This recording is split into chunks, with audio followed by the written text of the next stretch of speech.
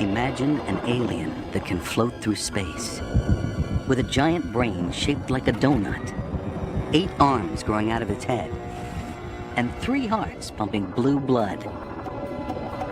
This alien lives right here on Earth. It's called the cuttlefish, a flesh-eating predator who's a master of illusion, changing its shape and color at will. It can hypnotize its prey, or even become invisible. They've developed this skin that can do the amazing changes in colour and changes in shape. And you couldn't get a weirder looking animal. Every place they go, they are morphing into something that looks a lot like that environment. How does an animal that's related to a slug manage such clever tricks? You get a sense there's a hell of a lot going on in those brains, but we're struggling to kind of understand how they work. Nova dives into a stunning and bizarre world as researchers probe the surprising brain power 3, 2, 1. and explore the conjuring magic of one of the strangest creatures alive today. We are testing an animal that's very alien. It's as close, perhaps, as we're going to get to studying an animal on another planet. Kings of Camouflage, right now on Nova.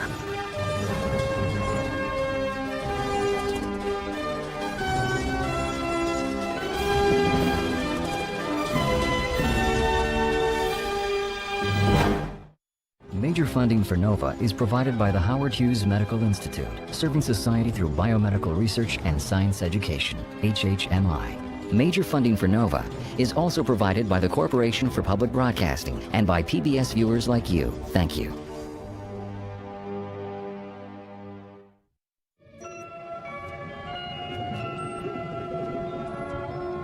Dive into the oceans off Europe or Australia, and you might encounter a strange and elusive animal. This is nature's greatest master of disguise, the cuttlefish. Its visual wizardry and clever behavior have fascinated and mystified scientists for years. When you come across your first cuttlefish, they are the most amazing creatures. They're either a pair of eyes staring out of a bush of seaweed, or they're these sort of small alien spaceship, and you couldn't get a weirder looking animal underwater. Captivated by these bizarre creatures is marine biologist Mark Norman, based at the Museum Victoria in southern Australia. The thing that fascinates me about cuttlefish is that they are so different from what's familiar to us. And when you dive with them and see all the things they're capable of, you just can't help being drawn to them. Cuttlefish have been performing their own brand of magic for millions of years in oceans around the world, though not in the Americas. Technically, cuttlefish aren't fish at all, but mollusks, soft-bodied animals without a spine, a group that includes snails and clams. But these animals have no outer shell. They're a kind of cephalopod, along with their more famous cousins, octopus and squid. Cuttlefish might be lesser known, but they're no less talented. In the blink of an eye, their skin can change color, pattern, even shape. They've developed this skin that can do the amazing changes in colour and changes in shape. And what fascinates me the most is how different cuttlefish species have taken that basic tool that probably evolved for camouflage, and they've taken it a step further and said, all right, how can we use this in other ways? So what else are these peculiar animals capable of? There are over 100 different species of cuttlefish. One of the strangest lives in the waters of Indonesia, and Mark Norman has come here to try and track it down. Very nice place. What is the diving like? With the help of local guide Ronald Sarante, Mark will search the reefs for the elusive broad-club cuttlefish, a shapeshifter with some particularly weird habits.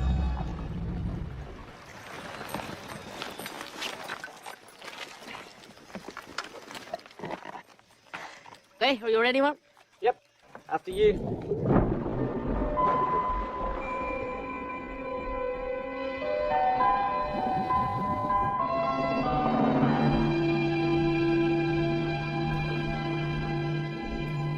The first problem when you come to these sorts of tropical areas is just even finding an animal. You swim over huge areas of reef and you're probably swimming over lots of animals, but you have no idea they're there because they're excellent at camouflage.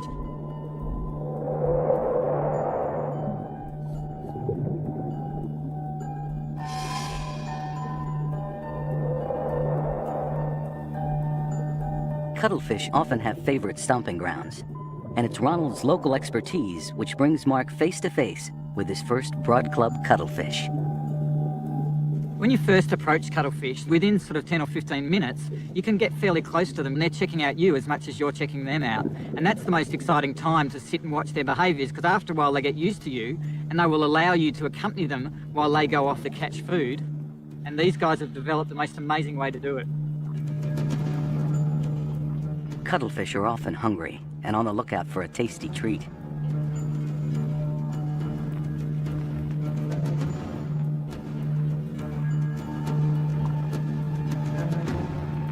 Sneaking up in coral camouflage is one hunting trick.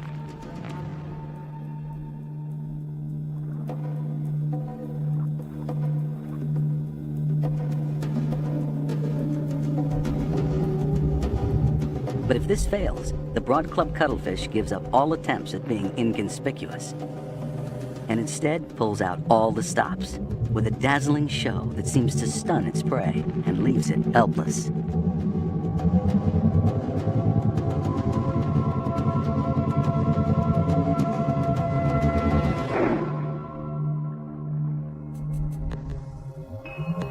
How can an animal turn itself into something as flashy as a Las Vegas marquee?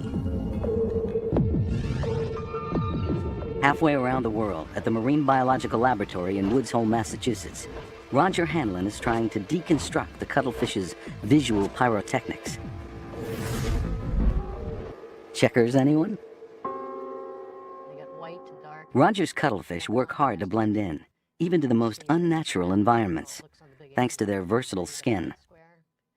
There's no skin on Earth like a cuttlefish. These animals can change instantaneously. The diversity is fantastic. Chameleons are boring by comparison. So how does cuttlefish skin work its magic? Their skin is extraordinary because it has two ways to produce color and pattern. The secret lies in specialized layers of skin cells. The top layer are the pigmented cells that give you most of the patterning. And they are layered. They have a yellow, a red, and a brown. One little pigment cell is this little ball of color, all tightly bound up so you don't see it, and it has muscles attached to it, and the muscles can pull that pigment sac out into a little disc of color. And then when the muscles let go, it just boink, goes right back in and you don't see anything. And so it's a very simple mechanism. Next, there's a deeper layer of iridescent reflecting cells that produce blue and green, along with red and pink. Add a white base, and the cuttlefish palette is complete. There is no limit to the colors they can show in their skin. It's really marvelous. Along with color and pattern, the skin can change its texture too, pushing up bumps along its surface. Well, this enables you to fool any visual predator there is. It's much better than the Harry Potter invisible cloak. There's no comparison. This is real camouflage. They're doing it the real way. To match their surroundings, cuttlefish rely on their eyesight. As strange as it may appear to us, their W-shaped pupils provide excellent vision. So here you have this magnificent eye. This eye can see things very, very well. Visual cues go straight to the brain, and the brain in turn sends instructions right to the skin cells. It's the fastest possible way, direct control by a nerve. And so we call this electric skin, because as soon as the information gets to the brain the information is taken out of the brain, goes to the skin and says, do this. And it's just boom, boom, boom, boom. You know, it's really quick. The cuttlefish's electric skin usually works for self-defense, to make it disappear into the background. But clearly, the broad club found a new use for its changeability. My guess is that their skin evolved for camouflage, because as soon as they got rid of the big shell, they had to hide from predators. I think after that, the skin then evolved these patterns for communication, for mating and courtship, and in some cases even for tricking shrimps and fishes that they're going to eat. Back in Indonesia, Mark Norman wants to know exactly what triggers the broad club to turn itself into the ultimate exhibitionist. I'm very interested in this strange feeding behaviour, and so to try and understand what's going on, we need to get them to do this behaviour on cue whenever we want it to happen. By handing them live prey or decoys, they start doing the behaviour. You can start analysing what is it that sets them off, when it works best.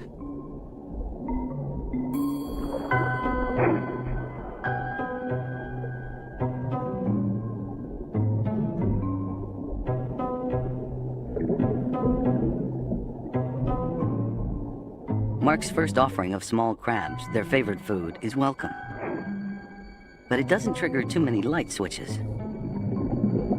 Next step, offer a bigger lure, like a toy lobster. Will this do the trick?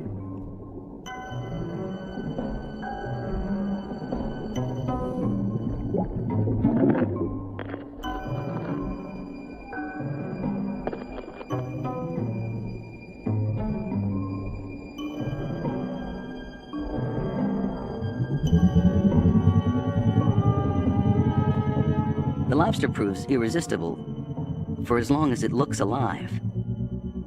Once it stops moving, the broad club seems to lose its motivation.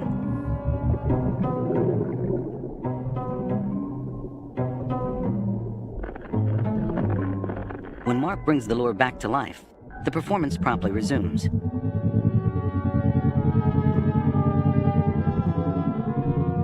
But not for very long.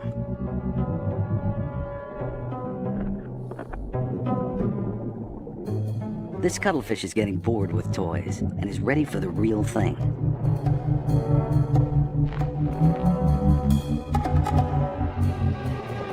Cuttlefish like their meals alive.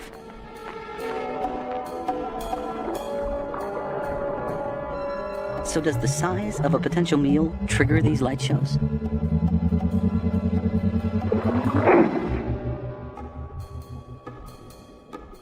Well, it seems that for smaller prey or once they're well fed, they almost don't bother doing it.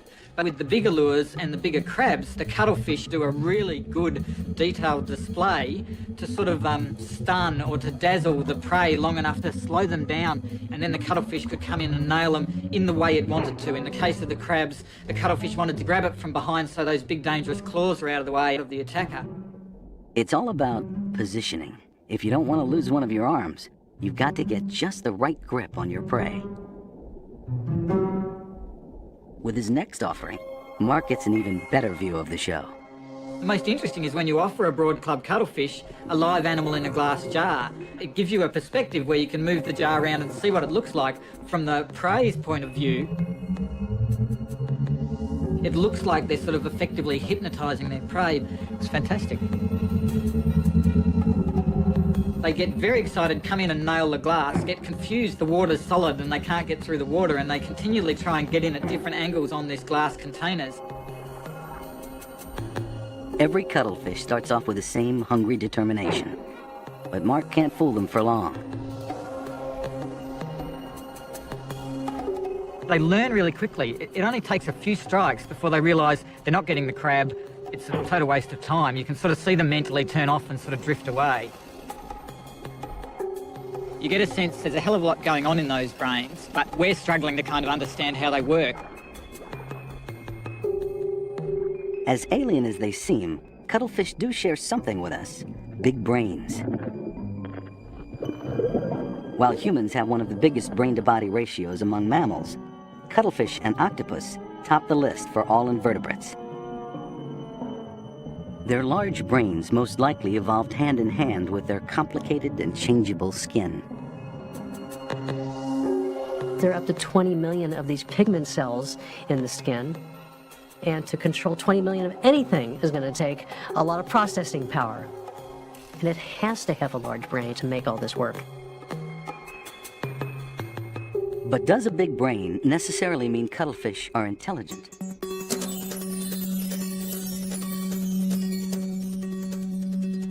Looking for answers is Jess Purdy, a comparative psychologist at Southwestern University in Texas. Can we know more about ourselves by studying another animal? And as a comparative psychologist, I think we can. By understanding their world a little bit can give us more insight into our world. But how do you measure an animal's brain power? The work with cuttlefish is at a very early stage. Not a lot of people have done learning experiments with cuttlefish. So we need to start at a very basic stage and then move up the ladder. Here at Southwestern, cuttlefish are being tested for the most basic levels of learning. For example, if you put a wind-up plastic fish into a cuttlefish tank, at first it mistakes it for food. But once it realizes how unappetizing the toy is, from then on, the cuttlefish will ignore it. But can you teach the cuttlefish that the toy has a different meaning? The experiment that we do with Troy, the toy fish, is actually asking that question. Okay, here we go. Are you ready? Ready. All right, Sam. The experiment as you see it looks very simple. You see somebody simply drop a toy fish in, and then a little bit later drop a fish in. One question is whether or not the cuttlefish can learn to associate the toy fish with the promise of food. Sure enough, if Troy the toy is consistently joined by a real fish, then the cuttlefish will pay close attention to him. But with a separate test group, Troy swims alone, and no meal appears. So for those cuttlefish, Troy will hold absolutely no interest. So we're seeing a difference between these two groups, and the difference is learning. Hydrophone check. Okay, guys, we're ready to go here. The next step is to see if the animal can learn to do something in order to get fed. Like pressing a button on a vending machine, or in their world, hitting a jar to receive a reward. An orienting response. Sound familiar? Remember when the Broad Club cuttlefish was shown crabs in a jar? After a few frustrated jabs, it quickly lost interest. But in this test, some cuttlefish are rewarded from an automated feeder. Strike the jar, get a snack. These cuttlefish quickly learn this trick and will keep hitting the jar. Cuttlefish easily master the most basic learning skills. So researchers need to come up with more difficult challenges if they want to really measure their brain power. Are cuttlefish intelligent? I'm absolutely convinced that they are. So where do we go from here? Is it the level of cognitive complexity that we think these animals are capable of? Have we seen how smart they are at this point? And I don't believe we have. For any creature, when it comes to intelligence, what matters most is how it helps you survive in the real world, so you can pass on your genes to a new generation. And there's one place where the wiliest cuttlefish play their most elaborate tricks.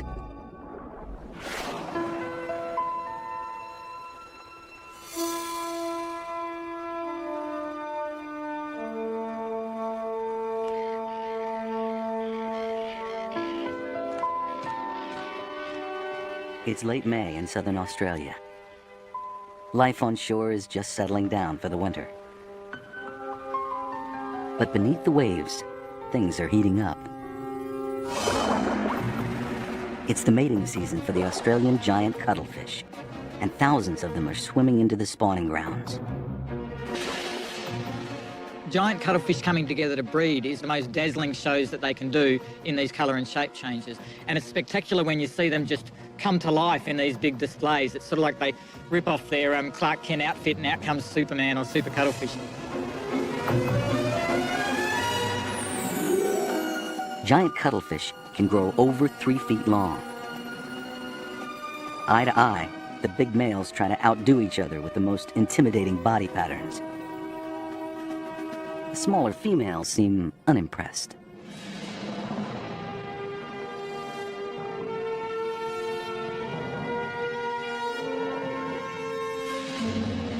It's usually a very secretive behaviour in lots of other animals, including other cuttlefishes, and you're lucky to even come across breeding aggregations. But to see thousands of them here is just spectacular.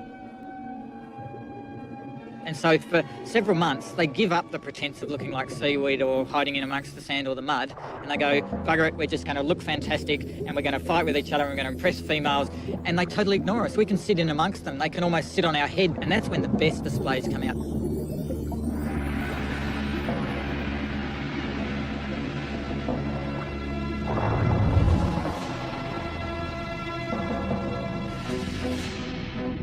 During mating, males outnumber the females, sometimes 10 to 1. And they're all looking for the chance to pass on their genes. While a female lays eggs beneath a rock, a big male tries to monopolize her, staving off the other hopeful suitors.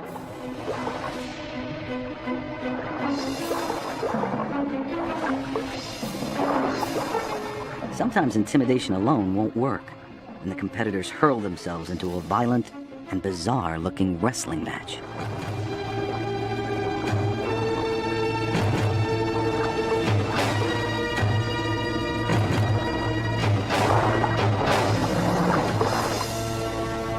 Like an octopus, they'll squirt out an inky smoke screen when it's time for a hasty retreat.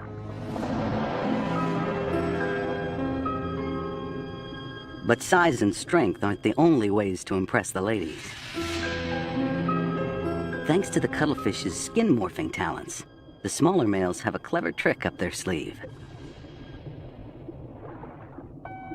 The really interesting thing in this system is actually far less obvious, and when you first dive with them, you don't see it. It takes a while before you realise what's going on.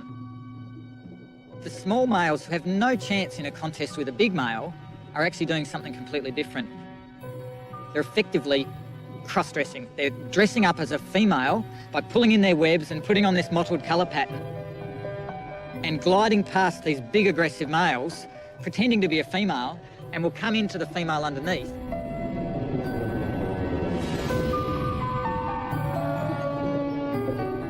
And what happens is, as another big male comes in and a potential conflict between these big guys starts up, the sneaker males start mating with her, successfully mate with the female, while the big guy isn't even aware of it. The cross-dresser's success is all the more impressive because the females often play hard to get, as Roger Hanlon has seen firsthand. These females are very picky. They reject 70% of approaches for mating, yet they only reject 30% of the cross-dressing males. So this trick gets them in the door, so to speak, past the fighting male, and they're accepted by the female. The little guy may have crossed one hurdle, but a female's welcoming embrace alone won't guarantee reproductive success. Mating in a cuttlefish is a strange affair. They go head-to-head, we call it. Then they join those 8 arms together from each animal. Then the male has one special arm underneath in which he reaches back and he pulls out a packet of sperm, and then he just places that packet of sperm right up amidst the arms of the female. It's the male's job to hand over the sperm, but once he does, fertilization is up to the female. She's already mated with multiple partners and is storing their sperm in pouches under her arms. So now this female choosiness takes on a new dimension. She not only chooses mates during the day, but she has some choice and some influence over which sperm get used. And guess what? The male can do nothing about that. So whose sperm wins out in the end? There's only one way to find out. We actually do paternity testing just like humans do in a court of law, and we use the same technique, and it's very precise.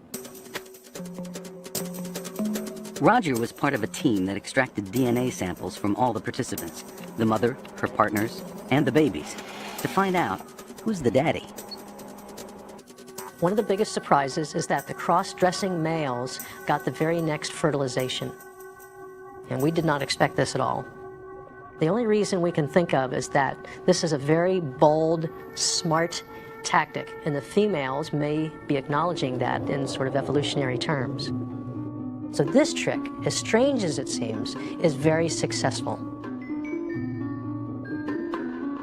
Over the course of a couple of weeks, each female will lay hundreds of eggs, sired by many fathers, filling up the crevices on the undersides of rocks. The eggs will remain there for 3 to 5 months until the babies are ready to hatch. But the newborns will be orphans. The mating season marks the end of the giant cuttlefish's life cycle, and the parents won't survive to see the birth of the next generation. It looks like cuttlefish only have one mating season. It can last for up to 6 or 8 weeks, but it's only the one session and then they all die. So some burn bright and die young, some live slightly longer and die, but all of them don't live very long. So it's probably only 18 months to 2 years old is how long they live.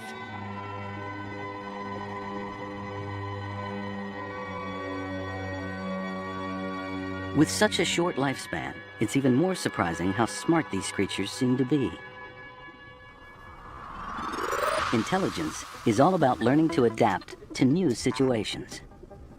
Here at Millersville University in Pennsylvania, Gene Boll wants to figure out just how much and how fast cuttlefish can learn.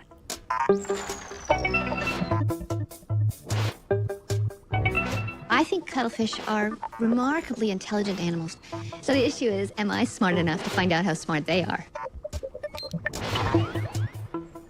For nearly 20 years, Gene has been running tests with cuttlefish and their more famous cousin, the octopus.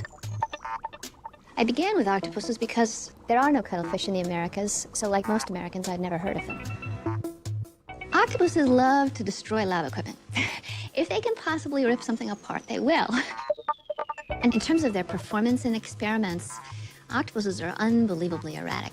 One day they'll be brilliant, and the next 5 days they'll act like they don't know anything at all. Hey everybody, how are you today? Once I got started working with cuttlefish, they're very practical animals to work with. They're very easy and they're very engaging. And then on top of that, it looks like their brain size relative to body size is perhaps even larger than octopuses. And it would be really wonderful if we could just figure out what they're doing with all that brain. To test her cuttlefish, Jean has created a special enclosure fashioned from a plastic trash barrel, which the animals must try to escape from. The real difficulty for me is to find out how to ask them so that they can tell me what they know. They're certainly not going to tell me verbally. So I have to design a clever enough experiment that their behavior can tell me what they know. And that's what's really challenging and really, in many ways, exciting. She's up next. All right. Come on, sweetie. 13 research subjects with names like Bubbles, Goofy, and Crook are tested 3 times a day over several months. Who have we got? We got Crook. Okay. What time is it? Their job is to negotiate a simple maze and to find their way out as quickly as possible. The cuttlefish maze has a starting tube where they go in and just calm down for a few seconds. In she goes. She's in. 3, 2, 1. Doors open. And then there's a larger arena, and they have to decide whether to go to right or left. And there are features in there to help them distinguish that. In each trial, only one of the 2 exit doors is open. The cuttlefish has to look for clues to pick the right one. If there's a piece of plastic seaweed in the enclosure, then the striped door will lead to freedom. But if the cuttlefish enters the maze and sees a big brick instead, then the solid door is the way to go. If the cuttlefish picks the wrong door, she'll be blocked by clear plastic. All right, this is Ted. So can a cuttlefish learn these rules? In you go. The current problem that I'm working on is conditional discrimination learning. Can you remember the 2 things at once? 1. Open. She's in. Okay, starting. And we have good evidence that the cuttlefish can do this, which is truly extraordinary for an invertebrate animal. There she goes. She is out. Break time. The cuttlefish are able to recognize and remember at least 2 rules or conditions for finding the open exit. That's a level of intelligence much more common among creatures that possess a backbone. So what's really exciting about cuttlefish intelligence is we know that their relatives are clams and snails. Those are not animals that had a need for great intelligence. So whatever happened to cuttlefish was different. I think one of the reasons they have to be so smart is they've given up their external body armor like a snail has. They're soft, they're vulnerable, they can be eaten. Everything in the ocean eats a cuttlefish. So these animals have to get by their wits, so to speak. They have to be smart. I think it's safe to say that cuttlefish are definitely as smart as fish. And in fact, they're as smart as maybe even some animals like birds and mammals and other things we consider to be smarter animals. The cuttlefish's big brain, together with its amazing camouflage, probably evolved so they could survive in dangerous environments filled with hungry fishes. But one cuttlefish might have acquired another secret weapon.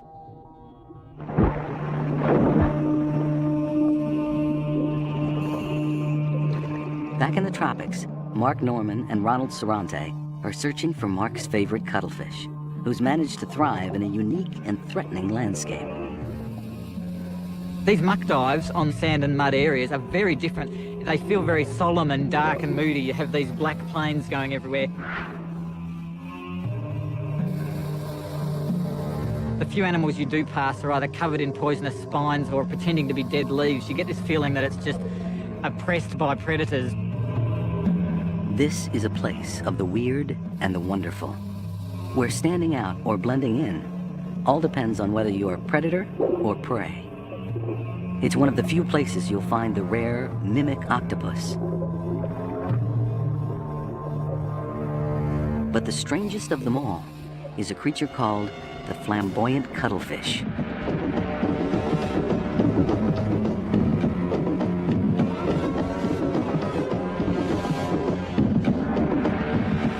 For a start, it's walking, not swimming.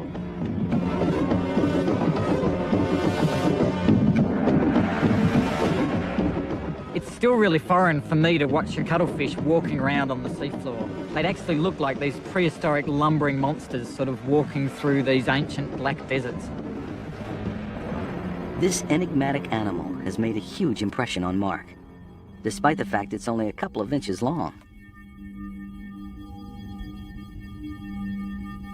Although the flamboyant cuttlefish walks most of the time, it can swim, but just barely.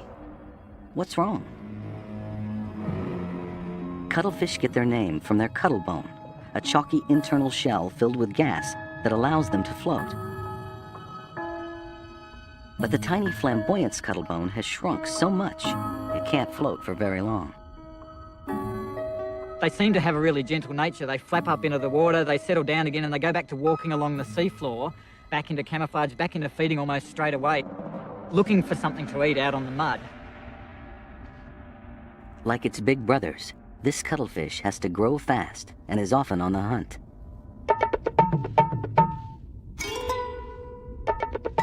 But to catch a tiny glass shrimp takes very good eyesight and patience.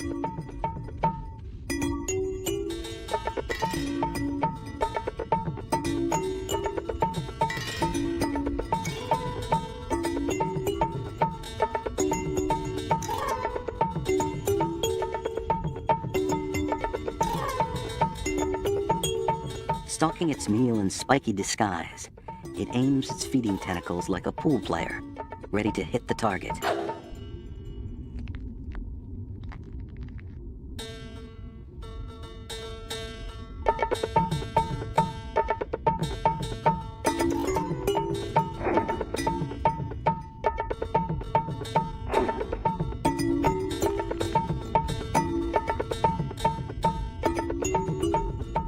Eat and be eaten. For every creature, there's a hunter lurking.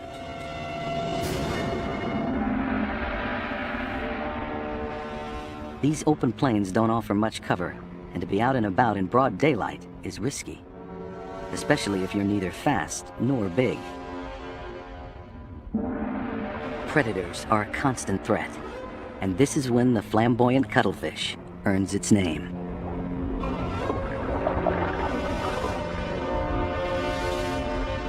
Whenever it feels threatened, it puts on an alarming display.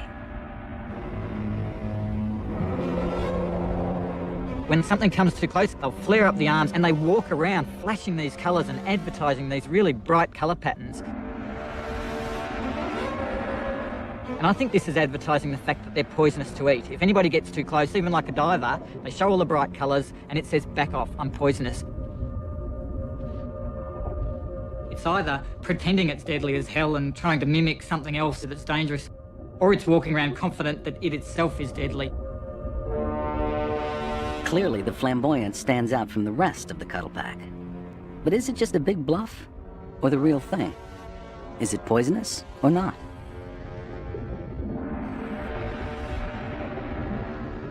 To find out, Mark and Ronald need to look for a full-grown animal, and freshly laid eggs are a good sign that a mature female has passed through recently. Hidden under coconut shells, they find some flamboyant eggs. The mother should be nearby.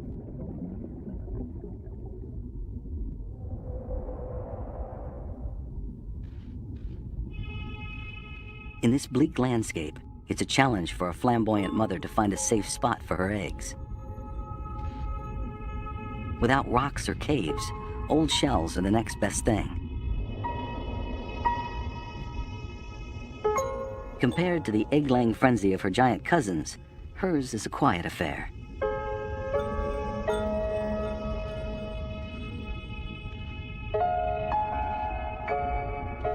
She lays up to 100 eggs, a truly exhausting task. And with the laying done, she'll soon die naturally.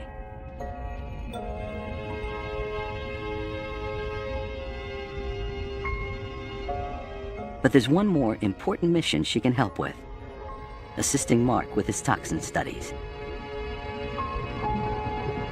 If this animal does turn out to be deadly, to be toxic, it will be the first cuttlefish in the world that's known to be poisonous.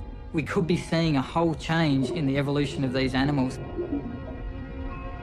I'm really fascinated on what it is about them that's poisonous. Do they have a poisonous bite? Is all their flesh poisonous? Can they squirt poisonous ink?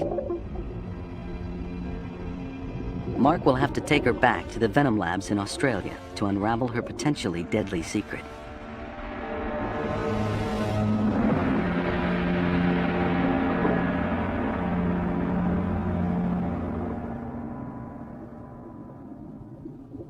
The winter storms have finally passed, and the deserted mating grounds of the Australian giant cuttlefish slowly begin to warm. The parents died more than 3 months ago, but the next generation of giants is just getting started.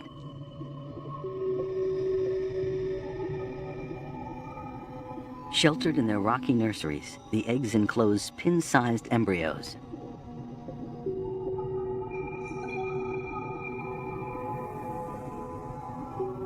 Sucking up energy from the yolk, they've grown 8 arms, red dot eyes, and their family trait, the cuttlebone.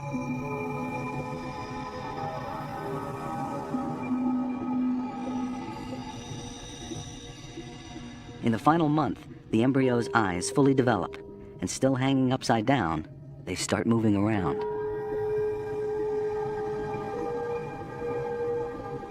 By now, the egg's soft shell has stretched to double its size, and the bodies have outgrown the yolk ball.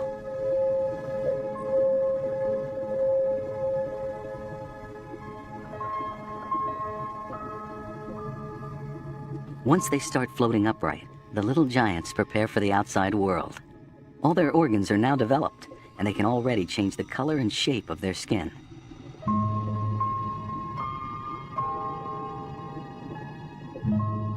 After about 4 months, they squirt a special acid from the tip of their tail to burn a hatching hole through the rubbery shell.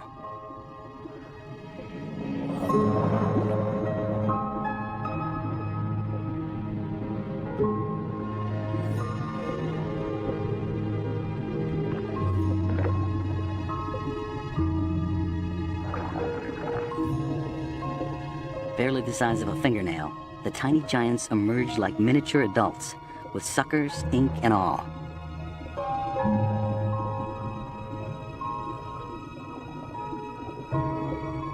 Nobody knows how many will survive. In a few days, they'll start hunting tiny shrimp and perfect their shape-shifting repertoire.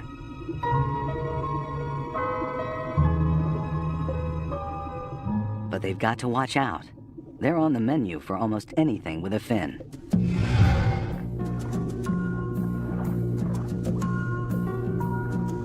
Sharks, big fish, seals, they all love cuttlefish. Their meaty bodies without spines or armor make cuttlefish a protein-rich meal.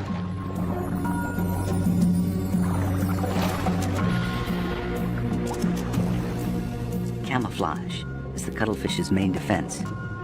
While they're invisible, they're safe. But once the cover is blown, their only chance is to disappear behind an inky cloud.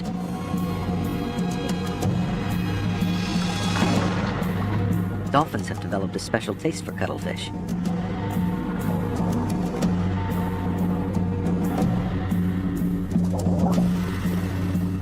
But rather than gorging on the whole body, they prefer to just pick off their soft arms and heads.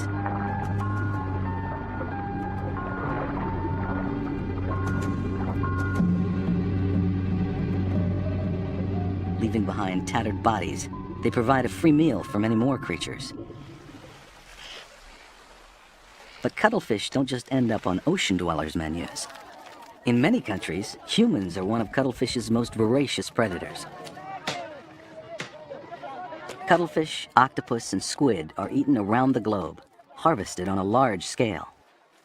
The total reported world catch is more than 3 million tons per year, worth more than $6 billion. Our taste for all things calamari overwhelms even their best camouflage. But is there one cuttlefish no one should ever eat?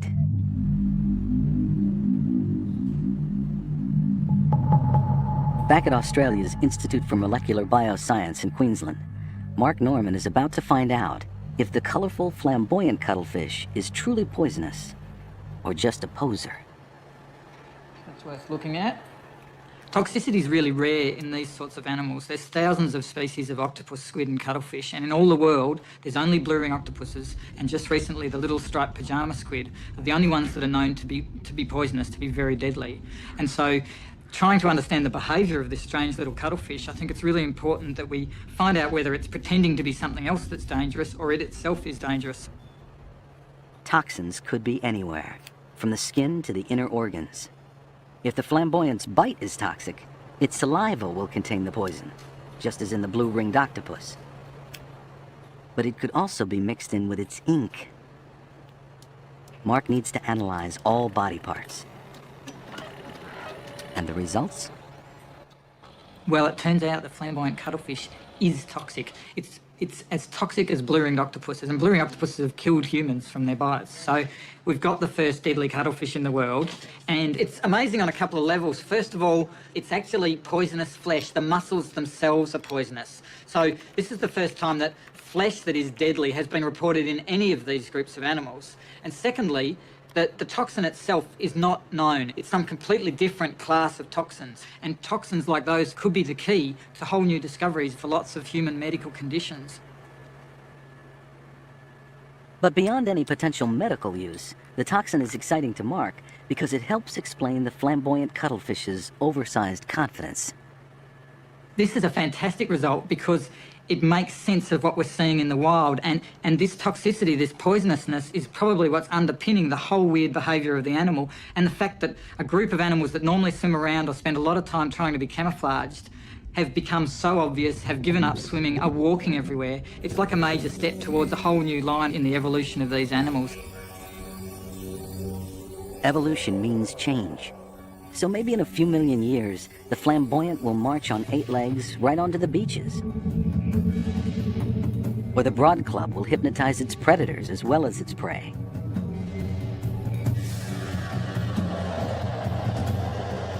Perhaps the Australian giants will invent even more daring strategies to outwit their rivals. Cuttlefish are amazing and perplexing creatures, and we're still trying to understand how all this talent evolved. We are testing an animal that's very alien.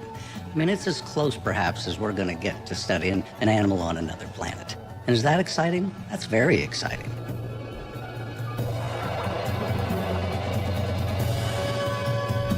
We do not know how smart or clever a cuttlefish is because every time we go and do a serious bit of field work or a lab experiment, we continue to learn new things about their capabilities for learning or memory or hiding. So I think we have much more to learn.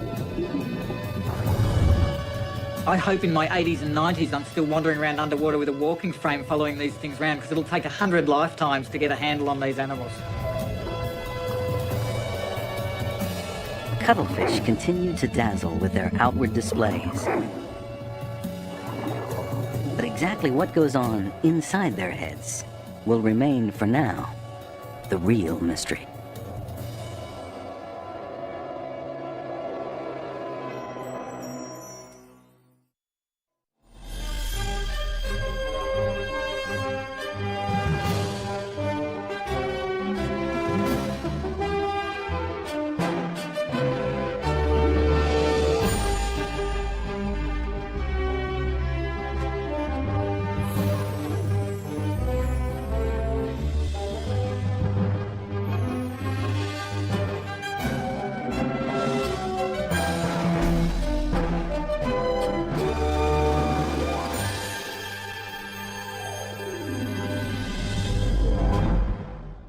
NOVA is a production of WGBH Boston. Major funding for NOVA is provided by the Howard Hughes Medical Institute, serving society through biomedical research and science education, HHMI. Major funding for NOVA is also provided by the Corporation for Public Broadcasting and by PBS viewers like you. Thank you.